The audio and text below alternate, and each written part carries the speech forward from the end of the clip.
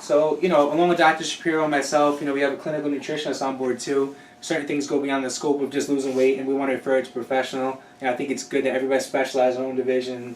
Someone doesn't do all the different elements. So if you could introduce yourself and your recent success this weekend. My recent success. Susan Stavallo. I have a master's in applied clinical nutrition from New York Chiropractic. I have been in the fitness industry probably since I'm about 18 years old. Competed in aerobics back in the day, went on to fitness with the NPC, went on to WBFF to figure, and now I'm doing bikini athletic with the Inspire Sports League. And I won overall this weekend in my class, which I was very excited about, going to nationals. And we actually had a little video about this before, but tell us about some of your clients, and tell us if you could see the one mistake other coaches make with clients that could be dangerous. A lot of coaches overprescribe cardio, cut carbs, girls have thyroid issues. People sometimes do one show. There's a lot of different things. I mean, I coach both and train both men and women bodybuilders, physique competitors, figure competitors, and bikini girls.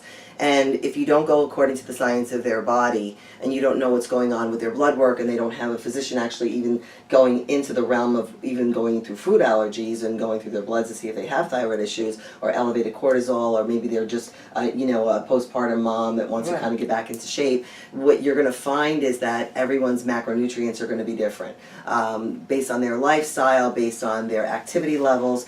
I think what I find as a coach, there's a lot of cookie cutters out there. And unfortunately, there's a lot of cookie. There's a standard. Okay, by Wednesday you're going to deplete your water, and you're going to sodium load on Monday to Wednesday, and then you're going to cut your sodium. And I don't believe in any of that. I believe that if you've had sodium in your diet, then you should, and you look amazing. Why take it out? Then why take it out? Yeah. I am not a proponent of certain protein powders for certain people depending on their dietary intake. A lot of women cannot tolerate whey. A lot of women rather would do much better with egg white or a beef protein. Where men, on the other hand, they have a better metabolism and they can tolerate a whey protein. One of the biggest, I've seen a lot of female clients with severe constipation issues, and as they diet, I just see it getting worse. They hold water, they bloat, and I think that's huge. They're reabsorbing estrogen. Not going to the bathroom, I think, is just horrible on all realms. So why does that happen so much with female competitors? I think what happens with female competitors is that they do so much cardio because they think they need to be skinny rather than to be lean and muscular. So they'll go to the gym for an extra hour and do an extra hour of cardio but not take in the water. So is it the dehydration? It's a dehydration problem. I mean, I think if you looked at their BUN levels, I think they'd probably be a little bit dehydrated, on an average. Or if their urine is actually very dark yellow, it's going to be... And don't you agree that a lot of coaches, they don't know if clients aren't dropping weight, they just panic and put more cardio in. That's just like a fallacy. Yeah, I've had a client that I coached from, she was living in Bermuda, and her trainer had her doing, she was like this big, very, very skinny, and he had her doing 45 minutes of cardio morning, noon, and night. And it was just ripping her muscle apart. If her adrenals get taxed, her thyroid goes down. Sometimes her thyroid goes down. When your cortisol levels, and Dr. Shapiro can tell you, is that when your cortisol levels are elevated, your appetite hormone is going to kick in. So your ghrelin is going to kick in, and then they're hungry. And then you're running into a problem with like a spiking of insulin. When you spike your insulin, you're not going to lose any body fat. And then people do these shows, they binge after the show, their thyroid shut down, they gain tons of weight, and they can't What happens also, I think, when you deplete with water, and I tell all of my athletes, whether it's a male or a female, is that the way that you pyramid down to your dehydration, you have to make sure, because you're dehydrating your brain as well, you're dehydrating your whole body. So you don't want to overload your body with water, because then you're going to have electrolyte imbalance, and then you could have a heart attack, right? For the most part. So one of the important things you mentioned here is insulin and cortisol, and what we find is a lot of patients who have high insulin and cortisol levels, they're holding on to body fat all day long because of this binding free fatty acids. So high insulin, high glucose, high cortisol is not what we want. And what's benefiting our practice is having a clinical nutritionist on board, as well as someone who's focused in training, food preparation, proper exercise.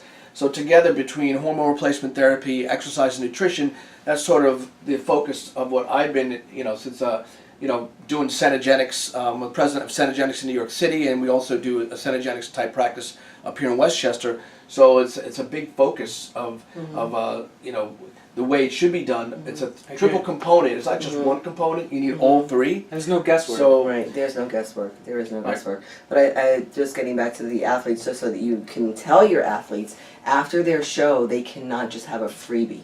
They can have a cheat meal and they can enjoy their cheat meal, but they really need to go back to their 2-week out plan. I've seen people go to the hospital from water retention. From water to such retention to extreme- edema, that is And too then they're extreme. taking diuretics, they're cutting water on top of that, and then yeah, it's bad. And then, of course, depending on the diuretic, whether it's potassium sparing diuretic like L-dactone or spirulactone or diazide, I think is that a yeah, it's a bop. it's also so, Yeah, or if they're abuse taking without Lasix, supervision. yeah, right, without Yeah. supervision. So, or they're taking Lasix, and they Yeah. can. I mean, I had a client take 100 milligrams of Lasix, and she was in the hospital. I mean, she Yeah. almost had a heart attack and died. How could someone reach you? I'm gonna put a link on my website to both of them, and but you know, if someone wanted to reach you independently, if they have something serious going on, they just need help. You know, what's the best way that they could reach They you? can reach me either via my cell here in the office, or I have a website. It's bdyshaper.com, Okay.